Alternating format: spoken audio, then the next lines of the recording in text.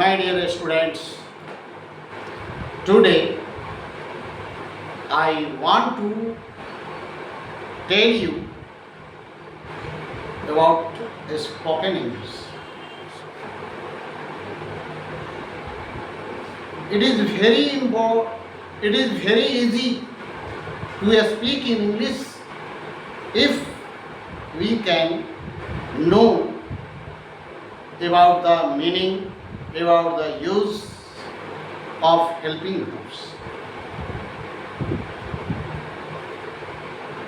First question: who is the guardian of your family?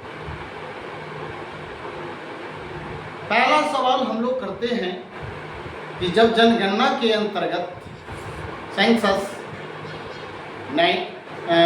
2027 के अंतर्गत जब गए तो हर परिवार से पूछा जाता था कि आपके परिवार का गार्जियन कौन है। तब कोई अपने फादर को बतलाते थे और कोई अपने घर के औरत का भी नाम बताते थे। इसीलिए मैंने पहला क्वेश्चन बनाया कि who is the guardian of your family. We can say that my father is the guardian of my family, my mother is the guardian of my family. अगर माँ बाप दोनों में से कोई नहीं है तब we can say my brother, my sister is the guardian of my family. भाई को कह सकते हैं, माँ को कह सकते हैं। तो कहने का मतलब हम हु से किस प्रकार से हम कोई क्वेश्चन बना सकते हैं और उसका जवाब किस तरह से दिया जा सकता है।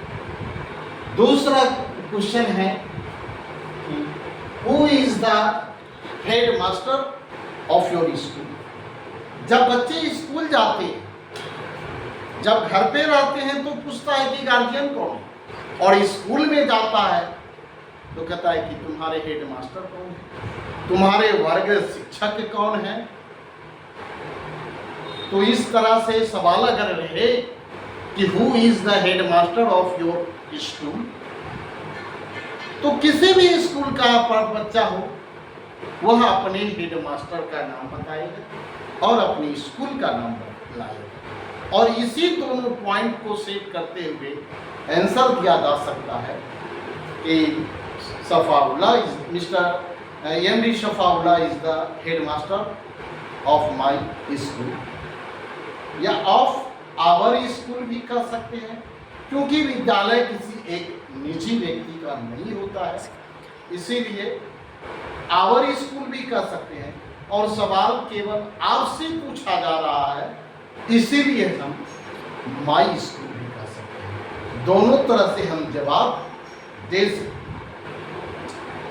तीसरा क्वेश्चन है कि हु इज द मुखिया ऑफ योर पंचायत। आपकी पंचायत के मुखिया कौन है।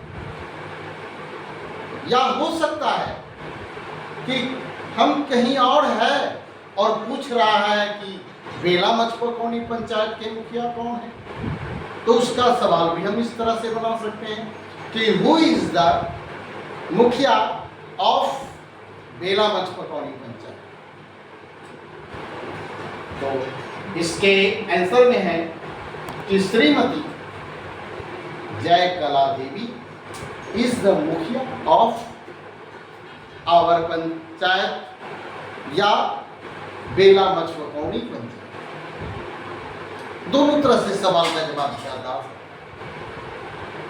कि मिसेज जय कला कहें या श्रीमती जय कला देवी कहें, इज द मुखिया ऑफ आवर पंचायत, माई पंचायत या बेला मचपकौनी पंचायत। अगला सवाल है कि who is the postman. Who is the postman of your post office. आपके डाकघर के पोस्टमैन कौन है, या यूं कहें कि who is the postman of your of Bela Machpakauni post office. Bela Machpakauni डाकघर के डाकिया कौन है? Mister Ram Iqbal Baitha is the postman of Bela Machpakauni post office. अगला सवाल है, who is the sarpanch of Bela Machpakauni panchayat, या who is the sarpanch of Bela Machpakauni panchayat, या who is the sarpanch of your panchayat. सबका जवाब होगा एक ही कि Shrimati Meena Devi is the sarpanch of our panchayat, of my panchayat, of Bela Machpakauni panchayat. उसके बाद आगे सवाल है,